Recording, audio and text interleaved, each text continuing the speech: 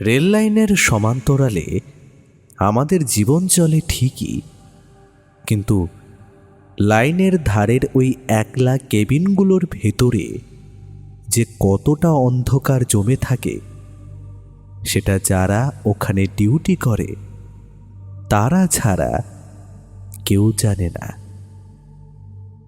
আমার পোস্টিং হয়েছিল ঝাড়খণ্ডের এক জনমানবহীন জাংশনের কাছে, কুয়াশাগঞ্জ হল্ট। স্টেশন থেকে প্রায় 3 মাইল দূরে একটা জরাজীর্ণ সিগন্যাল কেবিন। চারিদিকে শুধু ঘন শাল, জঙ্গল, আর মাঝে ফালি করে চলে গেছে দুটো চকচকে ইস্পাতের রেল লাইন। ডিউটির প্রথম রাত তখন 11টা। কুয়াশায় চারপাশটা এমনভাবে ঢাকা যে হাতের তালুটাও দেখা যাচ্ছে না। কেবিনের ভেতরে টিমটিমে একটা হলুদ বাল্ব জ্বলছে। কাঠের সিঁড়ি দিয়ে যখন আমি ওপরে উঠলাম, প্রতিটি ধাপে এক অদ্ভুত মর্মর শব্দ হলো, যেন কাঠের তলায় শুকনো হাড় গুঁড়ো হয়ে যাচ্ছে। কেবিনের লিভারগুলো যখন টানছি, সেই মরচে ধরা লোহার ঘর্ষণের শব্দ।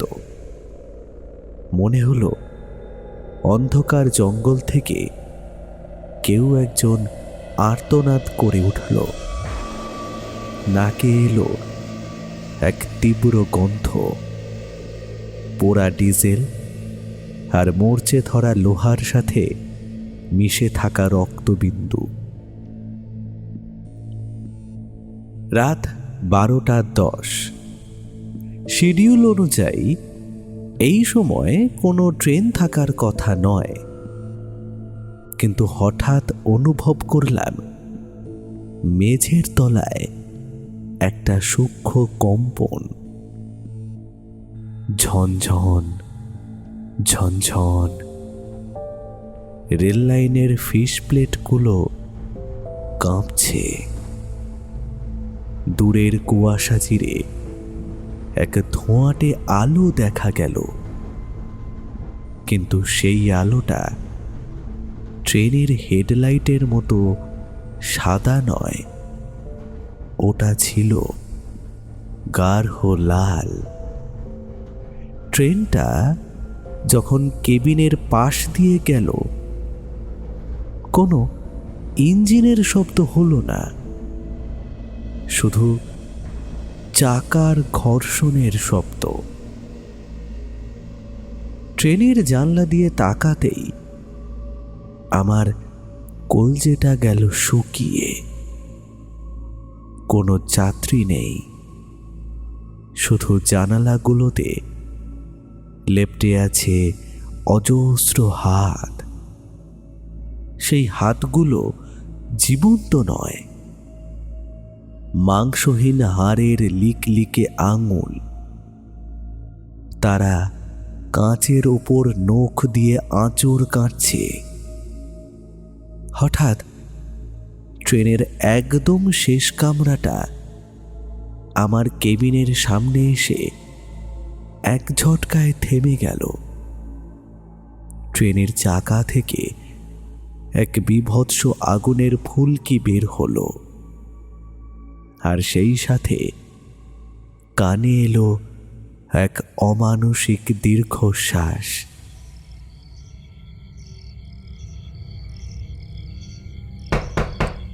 কেবিনের দরজায় হঠাৎ এক করাঘাত হলো। বাইরে থেকে এক খসখসে গলা ভেসে এলো, বাবু, সিগন্যালটা ডাউনের জায়গায় আপ করে দিলেন যে? আমার ডিউটিটা এখনো শেষ হয়নি। আমি দরজাটা একটু ফাঁক করে তাকালাম।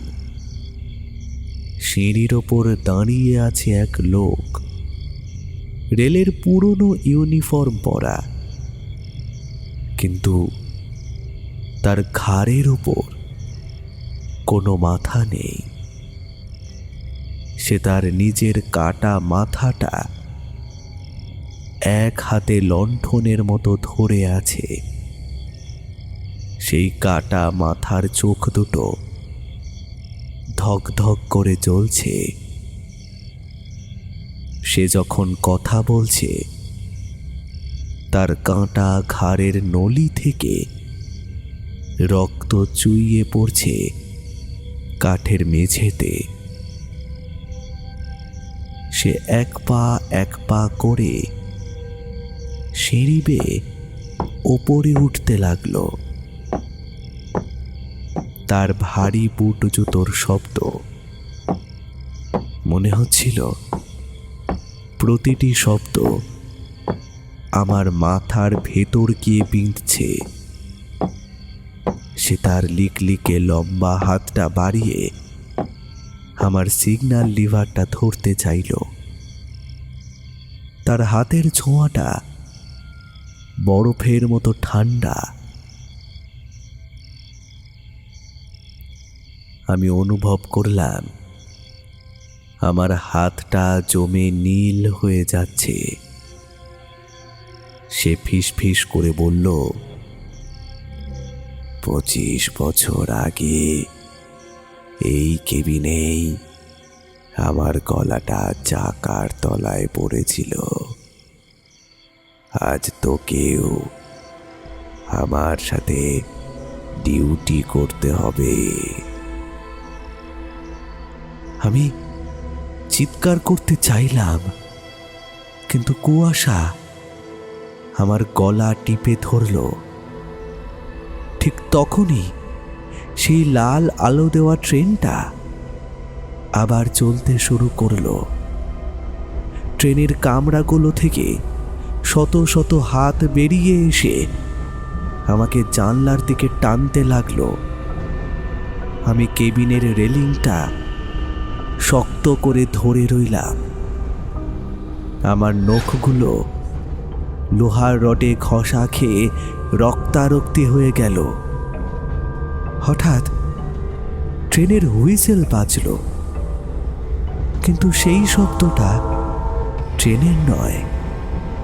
মনে হলো হাজার হাজার মানুষ একসাথে যন্ত্রণায় চিৎকার করে উঠল। ভোরের আলো যখন শাল জঙ্গলের মাথায় ফুটল, সব শান্ত। আমি কেবিনের মেঝেতে অচৈতন্য অবস্থায় পড়েছিলাম। সকালে যখন বদলি কর্মচারী এলো, সে দেখল আমার সারা শরীরে কালো কালো তেলের ছাপ, যেন কেউ নোংরা হাতে আমায় জাপটে ধরেছিল। সে জানালো 25 বছর আগে ঠিক ওই দিনেই এক কেবিন ম্যান সিগন্যাল দিতে গিয়ে লাইনে পড়ে 2 টুকরো হয়ে গিয়েছিল। আজও আমি যখন রাতে ট্রেনের ঝিকঝিক শব্দ শুনি, আমার শির দানা দিয়ে ঠান্ডা স্রোত বয়ে যায়। ট্রেনের জানলার কাঁচের ওপাশে কোনো ছায়া দেখলেই মনে হয় সেই শিরবিহীন কেবিন ম্যান আজও তার ডিউটি শেষ করার জন্য আমায় ডাকছে।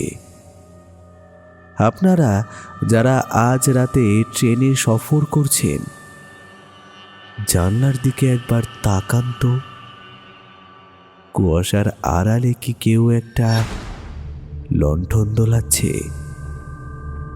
সাবধান, হয়তো আপনার কামরার নিচেই সে আজ তার শেষ ডিউটিটা করছে।